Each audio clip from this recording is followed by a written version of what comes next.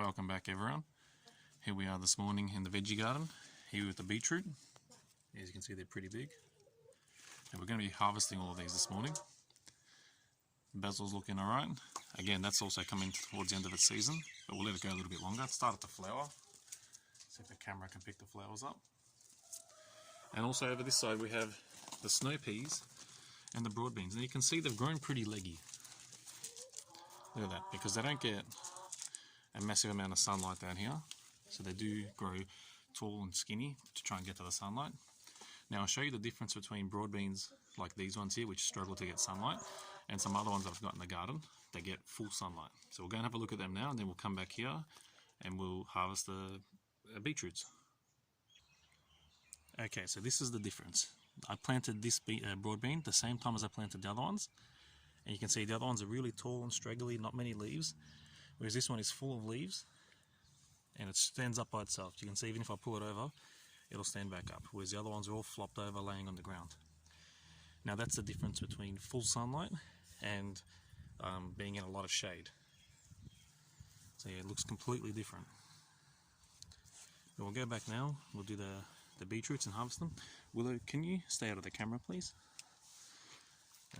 Yeah, we'll go back and have a look. Okay, so here we are back here with the beetroot, and we'll start pulling them out. Now the leaves you can eat. I've eaten quite a few of them in salads and stuff, but all of these ones we're going to cut off and we'll give them all to the chooks. The chooks below, not you. You can't eat beetroot leaves. Alright, so again, Willow's in the way. We'll take out these ones, and you can see some of them are a little bit still a little bit small, but I think they'll still be alright. There are some really small ones that I've just noticed here. This one here is probably the size of a grape, so we'll just give the whole thing to the chooks. I'm not going to bother with that. By the time you peel the back in it, there's probably nothing left in there anyway. Whereas something like this one here is at least the size of a golf ball. Sorry about the camera, the dog keeps trying to lick the camera.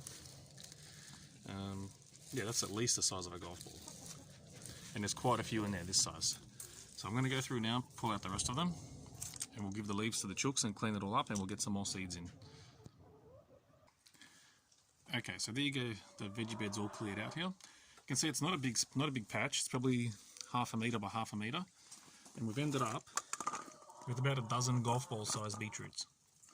There is a couple of smaller ones, but they're still a fair size. And I think out of that little patch, that's a pretty good harvest. Now over to the left here, you can see we've got the Malabar greens. It's the first time I've grown this, and I highly recommend it. Grows like a weed, which a lot of people said in the comments when I planted it, and it's beautiful to eat. And at the moment, if you can see, it's getting these little red or purple flowers or berries. I think they're little flowers, they haven't opened yet. But yeah, pretty good crop out of that little half a metre patch. Now we'll go give the leaves to the chooks and we'll come back and get some more seeds in. The girls will love that. Now have a look how much leaves you get off these beetroot. So not only do you get the bulbs, you get all these leaves. So it's a great crop to grow. And like I said, it was only like a half a metre by half a metre patch. Not a big space at all, and you get all of this. We'll leave the girls enjoy it and we'll get some more seeds in the veggie garden. Okay, so you can see I've turned over all the soil. I didn't add any compost or manure or anything like that.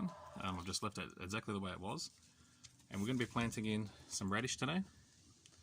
So hopefully we get another crop out of the radish.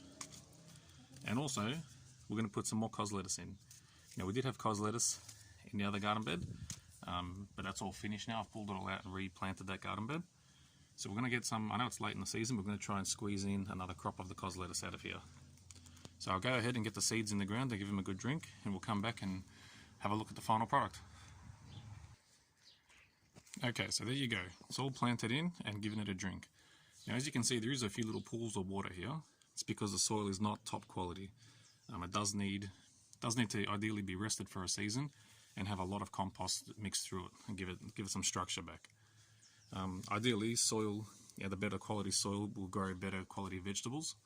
But this just goes to show you don't need to have top quality to grow good produce. As long as you put in the time and the effort, you will get success out of it.